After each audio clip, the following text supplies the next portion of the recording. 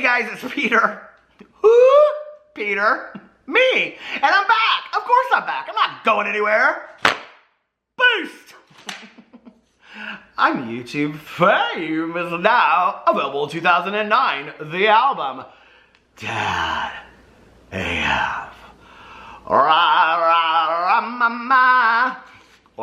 ooh la la. Okay, let's get right into this video, shall we? Today, we're gonna talk about Sister James. Sister James Charles of the world, okay?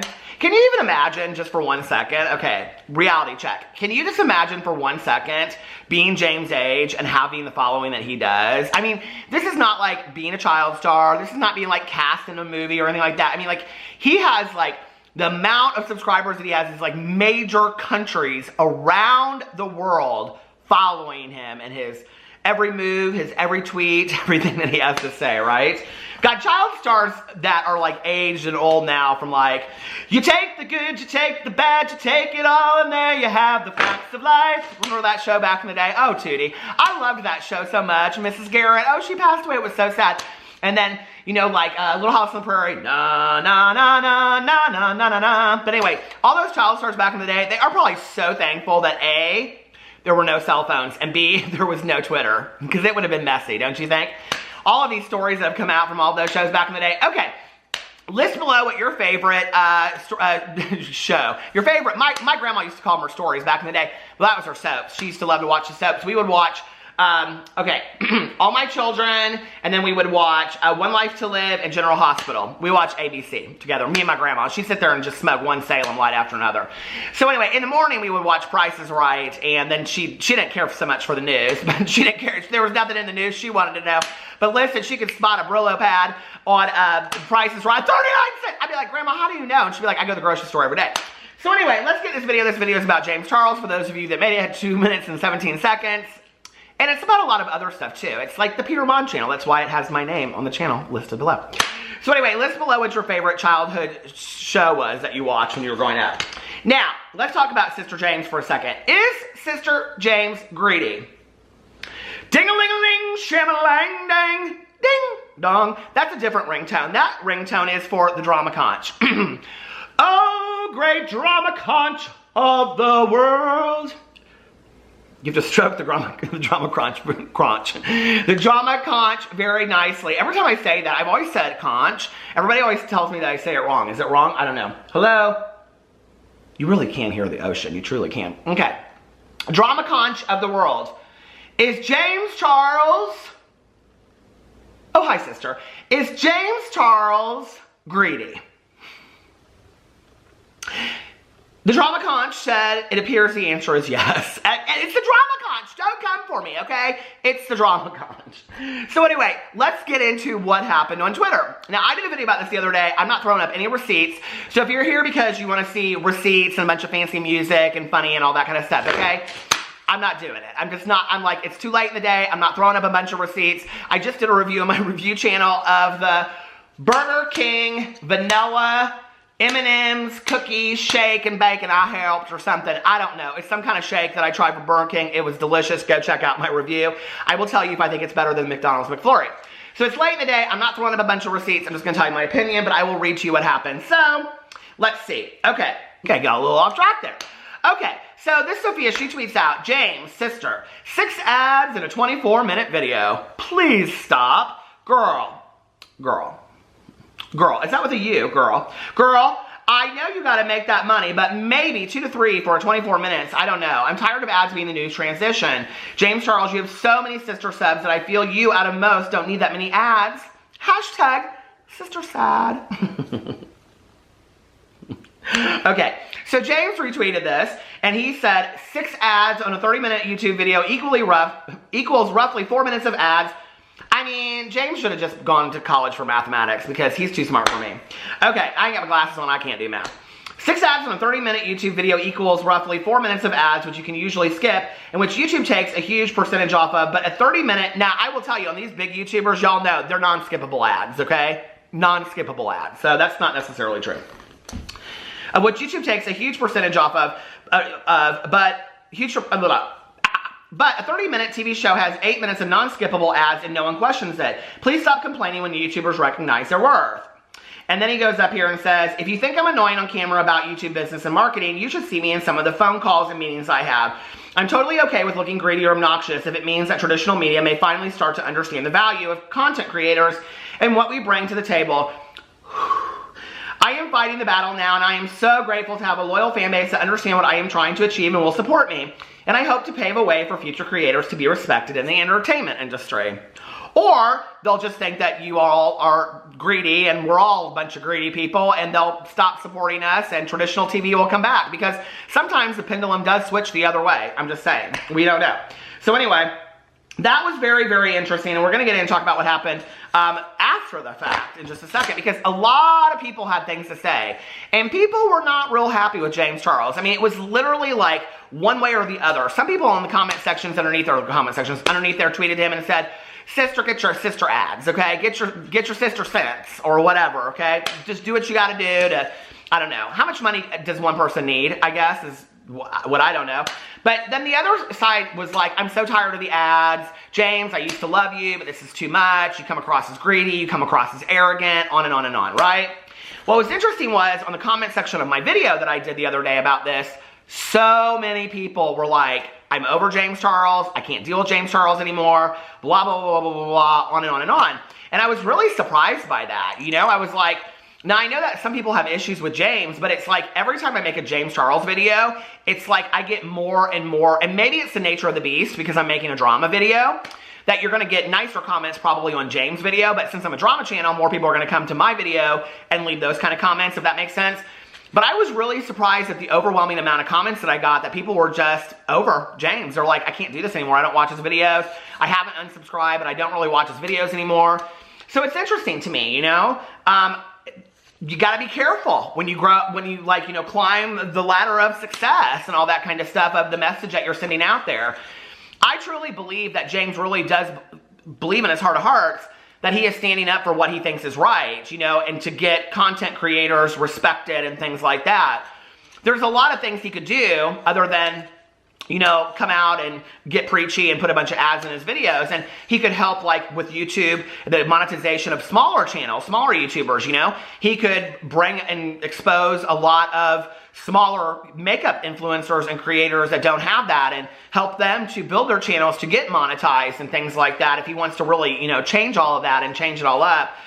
So it's interesting that his attitude is, we're going to teach mainstream media that they should respect us, number one, and we're going to go out there and whatever. I don't know. You know, at some point, it's like, just do your thing. We don't need to know every little thing you do about it. And it's like, this is the thing about James, and I really like James, I do. But the problem sometimes is that when James is given some kind of critique or he's given some kind of criticism, you can see he really struggles with taking it. And I don't just witness that with James. I witness that with a lot of YouTubers out there that they just can't take any kind of criticism whatsoever, you know? That it's like, okay, what? I'm not perfect? No, none of us are perfect. We all screw up. We all do things that somebody out there is not going to like. I'm a big believer that we fall on our face, we make mistakes, we screw up, and then we try to learn from them, right? Okay, or maybe your perspective isn't exactly what everybody else wants to see. So then let's see what happened. This was really interesting, right? And he comes out here with this tweet, and he said, hold on, where was it? Okay. This was, I think, yesterday he put this up. On his video, recreating my followers' makeup looks. And I think that was the video that he was talking about before. I removed a few of the ads in my last video. I hear you guys on them being distracting and coming across as greedy. But I also hope you hear me on why supporting your favorite creators is important, especially on a free platform. I promise to be more mindful. Well, I mean, I understand that. So, like, this whole idea of, like, free, when people scream this and they're making a lot of money, I struggle with, okay? YouTube can be a lucrative source of income for people. It just can be. So I understand that it's a free platform for people, but there are also people out there that are spending a lot of time and energy making videos on this free platform that aren't making any money at all, right? So I don't know why one person should make all this money and this other person shouldn't make any money and all this kind of stuff. But I haven't actually read any of the thread yet, so let's go in here and see what people have to say. Okay, somebody said, no, you got to make your coin, sis. And he said, I'm making enough coin. The point is, in talking about this, wasn't to ask for more money, but unfortunately that's how it came across to some people. The point is that YouTube is a real job and it's hard work, and people shouldn't expect creators to create for them for free. Well, I understand that, but the problem is that today in 2019, it is a job for a lot of YouTubers. It is, right? But that's not how YouTube started. And you know, I don't know, James was like, what, in elementary school when YouTube started? So I don't know that he really understands that. And those of us that have watched the OGs of YouTube back in the day when they weren't making any money. I mean, I remember on a video, or I think it was this documentary called At the Zoo or something. Did you ever see the documentary At the Zoo? And it talked about Chris Crocker and the very first YouTube videos. And he actually went and showed the check that he got, his very first YouTube check ever. You know, a lot of people like Trisha Paytas and people have talked about long before the platform was ever monetized, you know? And you would apply for this partnership program and all this kind of stuff. So I understand that today it's somebody's job. Be thankful that there's a platform out there that you have a job. I mean, tomorrow YouTube could close. Where would you go? Facebook, Instagram? I mean, I guess you could, right? But the reality is this free platform exists out there, and I think that we need to all be more grateful for the fact that this free platform exists out there. So then this girl says back to him, oh, no, well, don't worry. There's still many of us who understand where you're coming from. And, okay, so some other people said some stuff in here. People are going in here and talking all about this. You didn't really have to do that, James. People should understand that this is your job. Everyone would like to be paid when they do their job. This is why I love you. You listen to your audience and make sure, as well as ensuring you get what you need out of videos as it's your job, that your audience gets their best viewing experience, blah, blah, blah. And also people really just need to understand that this is a job and that this is you eat and how you make a living. People still can't grasp that, and it's so sad. People need to stop complaining. Well, you know, here's what's interesting to me. I mean, if we want to really have a conversation about it being a job, like, and this does exist in other areas, let's just be for real. You know, when we want to talk about, you know, like how some people get certain jobs or pay $500,000 to get into a university. But why is James making so much more money at his job than other people? Is it because he is the most highly educated, most highly qualified makeup artist out there and he is being paid for that? Or is it because he's being paid for his popularity? So is that saying that there's somebody out there that is a highly trained makeup artist that has very creative ideas, but nobody's watching their videos, so they're being paid a lot less for their job than somebody else that's just really, really popular or had the opportunity to be on Ellen DeGeneres' show and gained all his popularity and was the first CoverGirl model? I mean, we have to be kind of like, we have to look at things with like, you know, a critical eye if we're going to, and see how did this person get their job. I think it goes back to me all about gratitude, you know, that we should be grateful for these things. But what I guess I'm a little confused about in all of this is that James says on here that he says, I'm totally okay with looking greedy or obnoxious if it means that traditional media may finally start to understand the value of content creators and what we bring to the table. But then he says up here in his other tweet, I removed a few of the ads in my last video. I hear you guys on them being distracting and coming across as greedy. But I thought you didn't care if you came across as greedy. Like, as long as people understood the value of YouTube.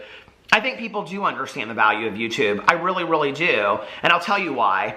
I have a vlog that I post every single day. I have for the last 2 years and almost 3 months now. And it's like over an hour a day at this point, right? And I have many people that are committed to watching that on a daily basis. And I'm extremely thankful for that, right?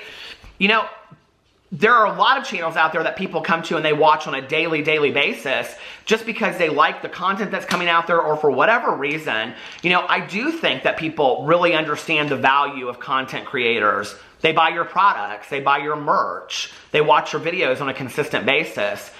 It doesn't really have to do with the ads, okay? You know, I'm so far past the ad thing at this point, I don't really care. I'm gonna put ads in my video. If people wanna get ad blocker, I'm okay with that. You know what I mean? Like, you gotta do what you gotta do. You know, but just stand behind the fact that you wanna make money and you wanna put ads in your video. I'm okay with that. We're all okay with that. There's nothing wrong with that, right? But I think to come back and say that you want people to respect that YouTube is a viable source of media, I think we do respect that. Or YouTube wouldn't get as many views as it does and James wouldn't have the amount of subscribers that he does. When we look at like PewDiePie and T-Series going back and back right now on who can hit 100 million subscribers, 100 million subscribers ever. I can remember when I started my BookTube channel and I never thought I would even have 100 subscribers, you know? And so we look at that and I think that's crazy that this is the world that we live in, you know? There are many, many major celebrities out there that don't have 100 million followers on social media, and yet they've won Academy Awards and Grammys, and they just don't have that kind of following. James has a huge following. People do respect James, and some people like him and some people don't, and that's okay, and that goes along with popularity and pop culture. But what do you guys think about all of this ads and AdSense and greediness and whatever? Do you have no issue with it? I will tell you that, honest to God, a lot of people wavered on their feelings about James, but not a lot of people wavered on the ads. There were so many people in the comment section who were like, I could care less about ads. I just let them run through. You guys make your money. It's okay with me. Most people in the comment section of my last video were like, I really don't care about the ads. So maybe you guys don't, and maybe we're all making a bigger issue than it really needs to be. I don't know. Let me know what you think in the comment section about all of this. I love you guys, and I will see you tomorrow. Bye.